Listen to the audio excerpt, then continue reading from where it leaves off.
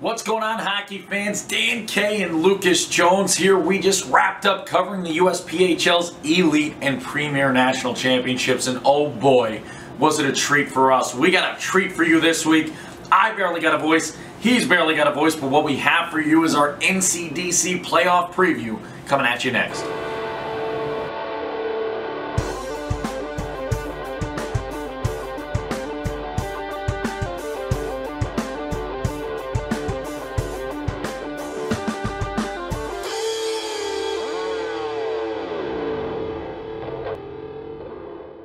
Welcome back. Let's start with Dan K's three things. Thing number one, what a weekend, what a time at the USPHL Elite and Premier Championships. Some incredible performance, some incredible upsets. Dan K almost needed to get 2 tattoos. He added a tattoo to it, didn't get it. Number 2, stakes at play. We need to figure out what are the stakes for our NCDC picks. Dan K wins, successfully wins the USPHL Elite and Premier, and that means Lucas will be singing Frank Sinatra's New York, New York at our next karaoke party. I don't know if we have karaoke parties. I guess we'll go find a karaoke place and sing it. We'll talk with Karaoke Chuck, our guy. Thing number 3, it's NCDC playoff time, and I'll tell you, you look at the standings right here. We're in a hotel here just after the USPHL's Premier Nationals. We're in a hotel waiting time to tape. You look at this, Lucas, you look at 4th, 5th, 6th, 7th, separated by 1 point. How about that 8th place separated by 3 if you want to add to that? 59 through 56 points for every team from 4th down. An incredible season in the NCDC, parity aplenty. Anybody could win it, and with that I introduce into the booth my right-hand man, or into the show, the man, the myth, the Lucas. Lucas, what's going on? Thanks, Dan. Yeah, I know you can kind of hear we're both struggling a little bit right now. We've done, I think, 11 broadcasts so far up to this point. We still have, in terms of where you're watching it, we'll have finished the Premier Finals game. But in terms of recording time, we still haven't quite finished that one. What's it been, 11 broadcasts in about 60 hours or so? 11 broadcasts in 60 hours. I was trying to give the illusion that we were done with the Nationals, but Lucas breaks the fourth wall immediately. The people know breaks it right away. They know They don't know. Let's give the people some credit. They know that we film these things ahead of time, all the work that goes into these episodes week in and week out. We asked you, USPHL Elite and Premier fans, and I talked to a few players about it. We actually got asked a bunch about it. They wanted to know, they know there's not an all-star game for the Elite and Premier, but they wanted to know about potential all-star teams. Well, what I reminded them was the Dan K Show does the all-Dan K team. We'll be doing an Elite, a Premier, and an NCDC selection show.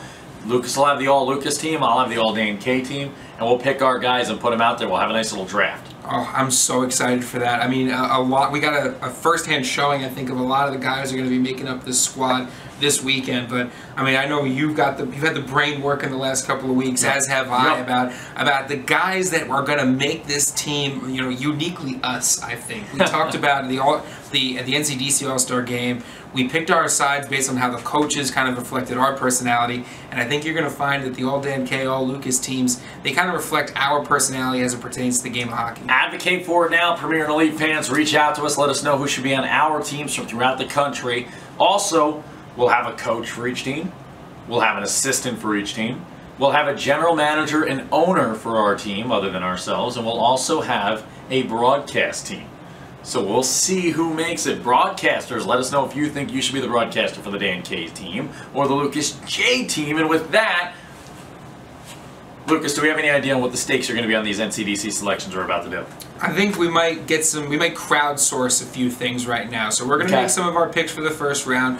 We'll get the point spread going. Let us know at home. You can tweet to us at @_DanK Show. You can reach out to us on Instagram and Facebook as well. Let us know some ideas for what we can do as a punishment for the person who loses. I have already mathematically been eliminated from the Premier and Elite Pick'em, so I will be singing New York, New York.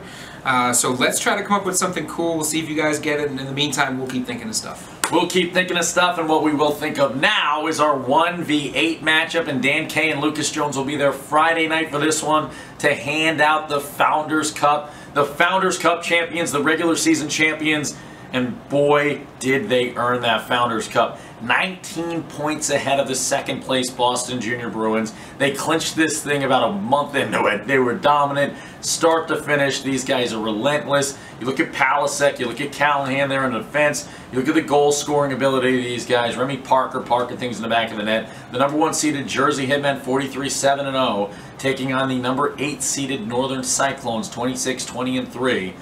4-0 the Hitmen against the Cyclones this year. What do you think about this matchup? Well, I think there's a lot of parity in the NCDC. I think that there's a lot of matchups that are going to be knocked down, drag out. I don't think this is going to be one of them. I think there are a lot of things that the Northern Cyclones do really well. They play really well physically. They have great goal scoring, you know, top to bottom, and they've really turned it on as of late. And they're very, very impressed by this Northern Cyclone squad. But I mean, let's be frank here. I mean, you're running into a wall. I'm not frank. Well, let's be frank together. Oh. Yeah, there you go. The Frank K show. Got it. Exactly. So, you know, you're running into a huge wall that is the New Jersey Hitmen. And the New Jersey Hitmen, you know, they're winning the season series.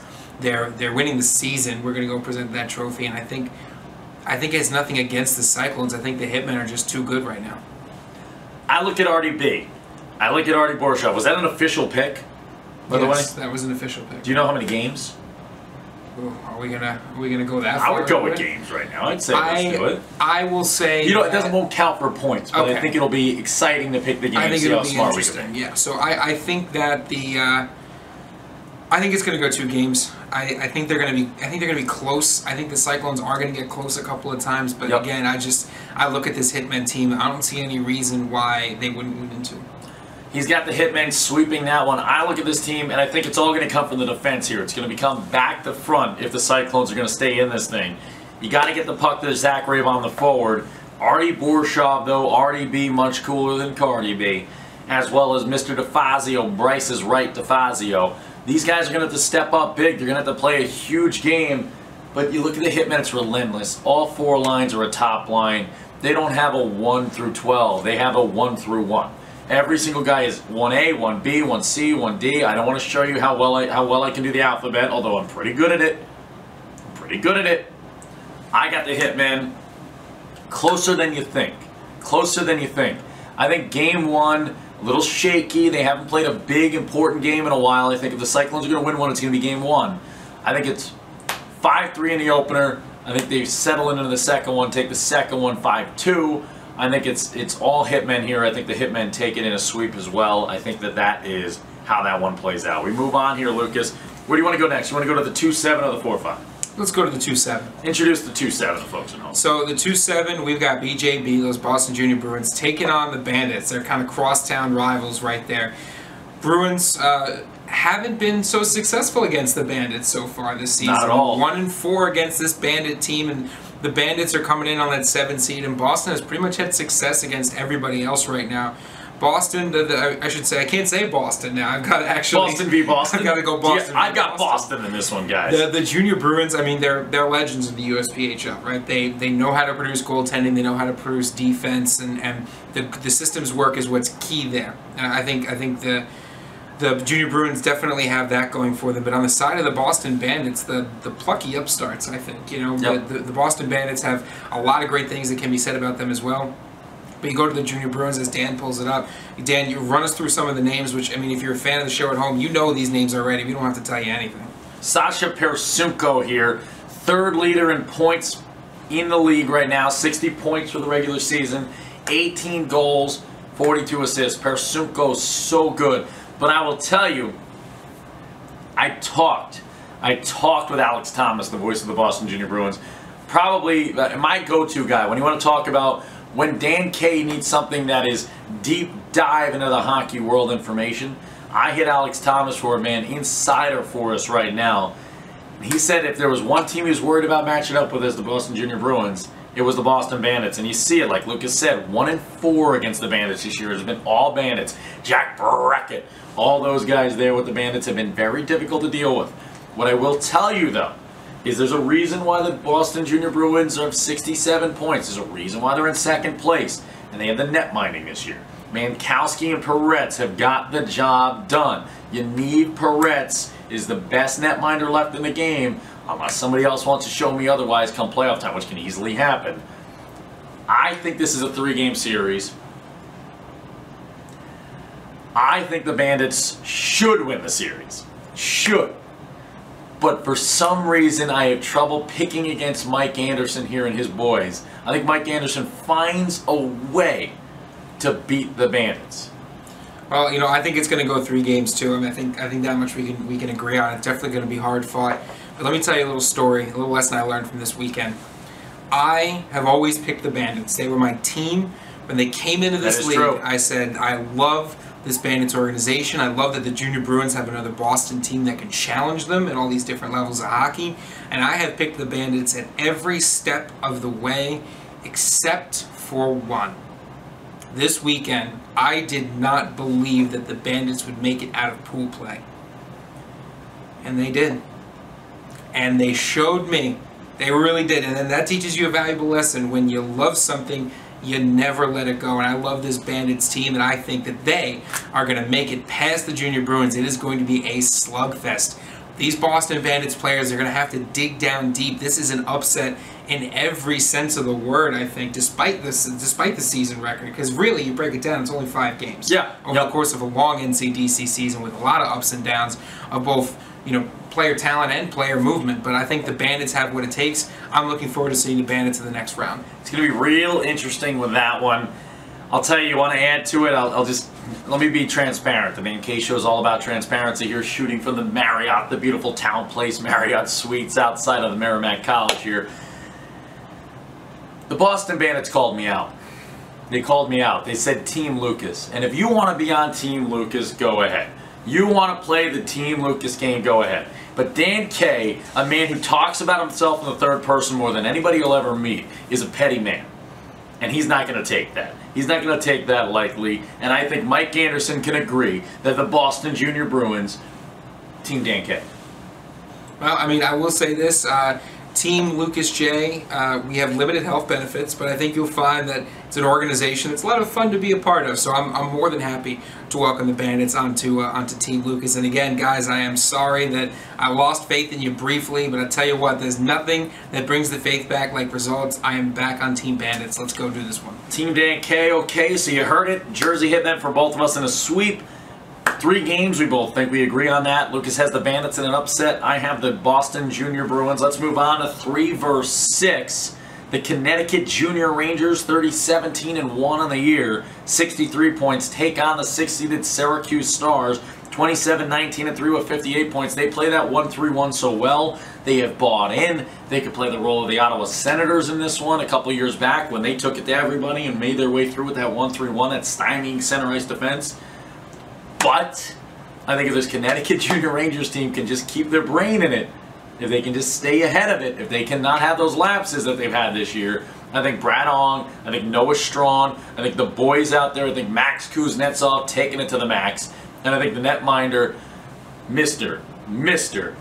the premier, the Sultan, Colton Lancaster, one of the best names in the game. Yeah, I mean, this is definitely going to be a hard-fought one, too, but I'd like to turn your attention, Dan, to the league schedule and the last couple of results that have kind of popped up. And the Connecticut Junior Rangers have had a lot of experience against the Syracuse Stars team in the last couple of months. I remember talking to Coach Jim Henkel saying, we got 4 against the Stars at the end of the season. In a month and a half, they played the Syracuse Stars 4 times. They went 3-1 against them. 1 win in overtime, couple of close wins, couple of not-so-close wins, and 1 not-so-close loss. And I think that fits with what we've seen from the Connecticut Junior Rangers, which is a team that when they're on, they are on, and they are almost unstoppable. But the problem is that consistency. I think the Connecticut Junior Rangers are going to make it out of this one. I think it's going to be 3 games. I think they drop 1.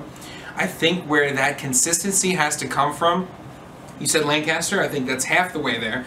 I think the other half the way there is their defensemen. Yep. Right? I think their defensemen are going to have to play this one because the Stars play rough and tumble and they play quick. So those defensemen are going to have to get involved. They're going to have to be smart on the clearances, not a lot of offensive or defensive zone turnovers. Yeah. And they're going to have to get involved on offense. You're going to look at a guy like Ole Anderson. He's going to be crucial in this game. He's going to be your X factor. If he's getting involved at the blue line and he's making it happen, you're going to have an easy time. You see guys like Gabrielle on this Stars team outletting passes on the guys like Matthew Gervais, and Paul Kelly's had his way with teams on the breakout.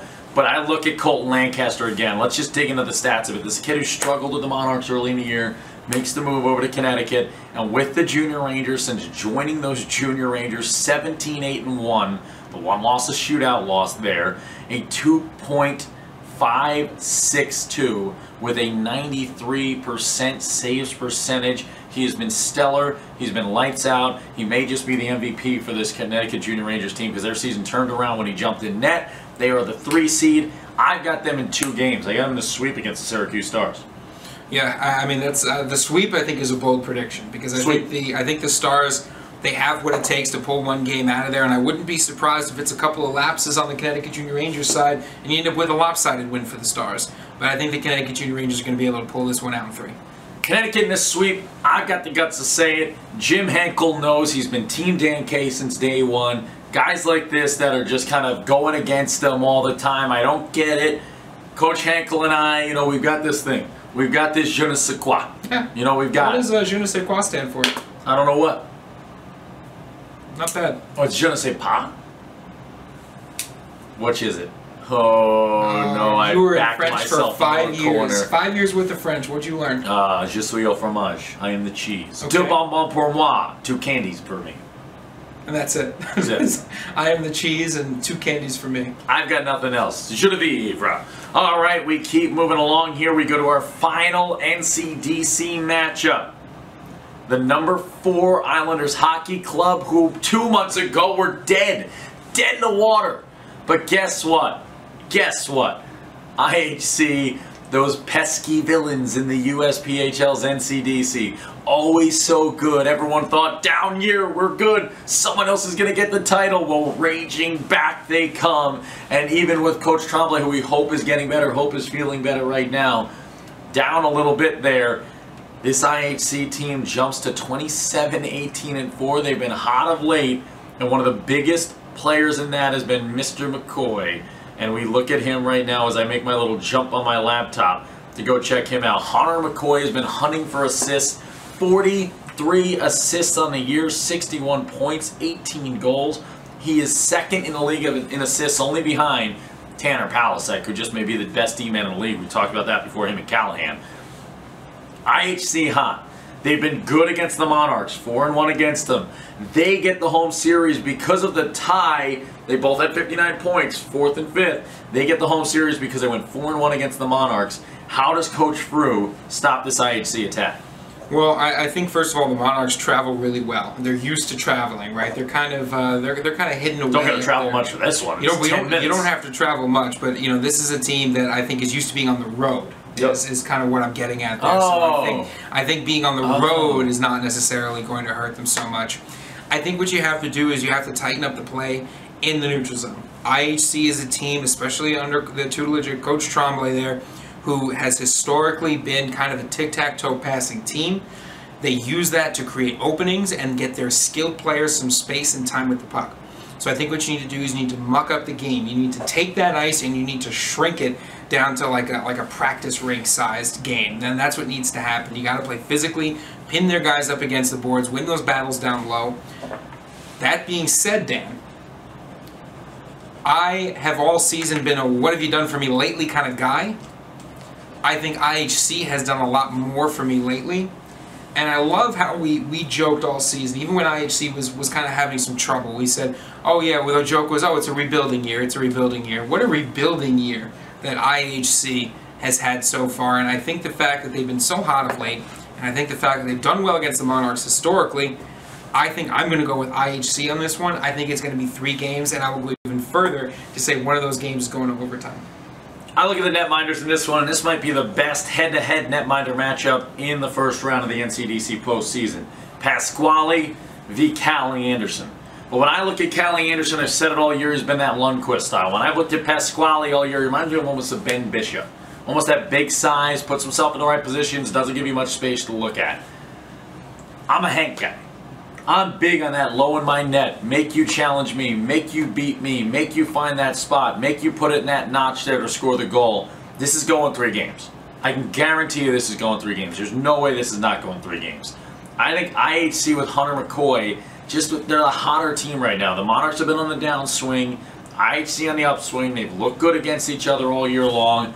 I think IHC does just enough. I think Game 3 is a 1 0 IHC win, late goal in the third. Yeah, that certainly wouldn't surprise me. Especially if it does get to Game 3, you can expect a lot more defense from both of these teams. You know, I think this is going to be the game that I'm going to be kind of hyper-focused on, because I have a sneaking suspicion that this is going to be a huge defensive matchup right here. I'm excited for the first round of the NCDC playoffs. I think with all the great stuff that we just saw in the Elite and Premier playoffs, I think we have that and more to look forward to in the NCDC. So you hear that? We're almost the same on all of them. The only different pick in the first round, Lucas with the Bandits, Dan with the Boston Junior Bruins. You know, the Junior Bruins are the favorite, but the Bandits have beaten them 4 times this year. They've dominated them head-to-head. So we will see. We will be back with the empty net to close this show out. Welcome to the empty net.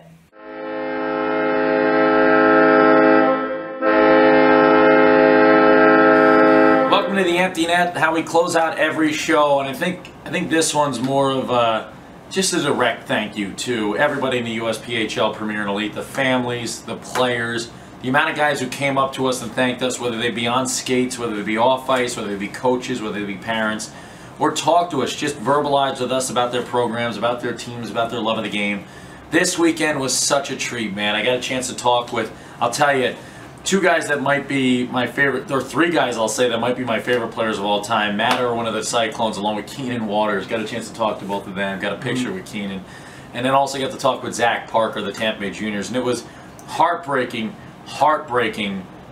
ends for their seasons there. It's never fun to end with a loss, but you talk with all those guys, man, and there's nothing else they could have done. Zach Parker this season, what a year for Zach Parker with the Tampa Bay Juniors. If you haven't looked at this kid yet, you have to watch him play. You have to watch him skate. You haven't seen Matt Irwin and Keenan Waters yet, man. Man, Waters has been splash-tastic. This guy's been splashing pucks in the back of the net all year.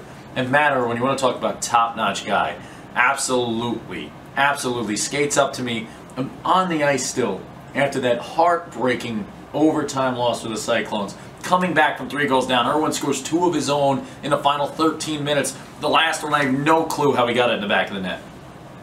Kid did everything he could, and he comes over to me and he thanks us for what we do. This is, folks, you want to talk about it, man. This is what it's all about. This is what this game of hockey is about, and this is what junior hockey is about. It's about creating not just future athletes, but future men, future people, future advocates for the world. And you've got that in these guys, man. What a job done by every single player this weekend. I don't know what else I could say.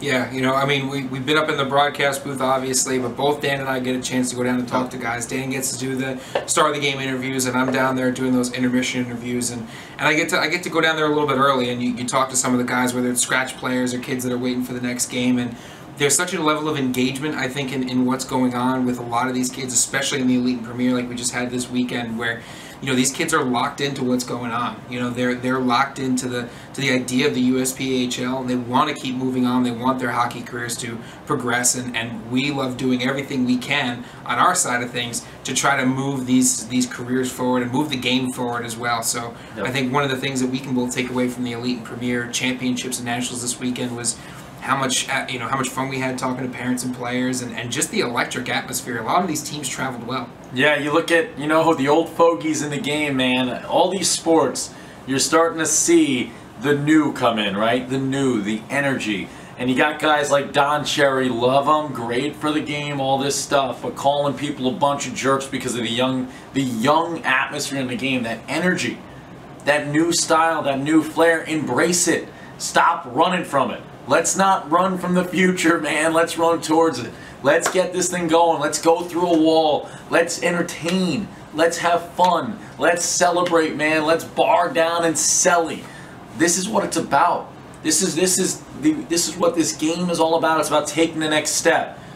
And you know, I can't wait to see where the Dan K Show can take this game. I can't wait to see where you folks can take the Dan K Show, because this show only goes as far as you folks all take it. It's an absolute pleasure, an absolute honor to get a chance to work with you folks at home, to get a chance to entertain, whether it's college hockey teams, whether it's going around the country doing college hockey, NCAA, ACHA, whether it's going doing USPHL, EHF Selects, 18U, 16U, 15U, whether it's checking out a Mites game there, watching these guys that are the future of hockey, having fun out there. I mean, we can't get enough of it. We're so stoked to have you guys watching us. We basically lost both of our voices together this weekend. We screamed ourselves hoarse with how incredible this game has been. Lucas, do you have anything else for the folks? Oh, he's completely lost his voice.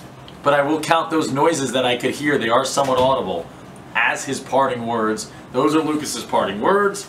Dan K, when I'm on the mic, it's always hockey night. Keep watching. Keep watching. Please reach out to us. If you're a player at home, you're a parent, you need assistance, man, we're here. We're a resource. We care. I've been through the recruiting world. We've been through it all. We're here to be a resource for you. We're here to help you guys out. Let's take it to the next level, man. Rocket ship. Let's fly this thing up to Mars. Let's land this thing on some new planets. Let's do this. Let's take hockey. Let's take USPHL hockey. Let's take your careers to the next level. Dan K Show, and you're signing off here. I cannot wait to get my voice back. I feel like it hurts. I feel like I even lost it throughout the episode. You lost it through this episode, yeah. My voice actually started coming back. I've been taking a lot of these like weird elixirs to try to keep my voice going. You'll be able to go back if you do this episode and rewind. You'll see me gaining my voice, and then you'll see me losing it again. This is going to be interesting, man. What a weekend! What a weekend! Let's go.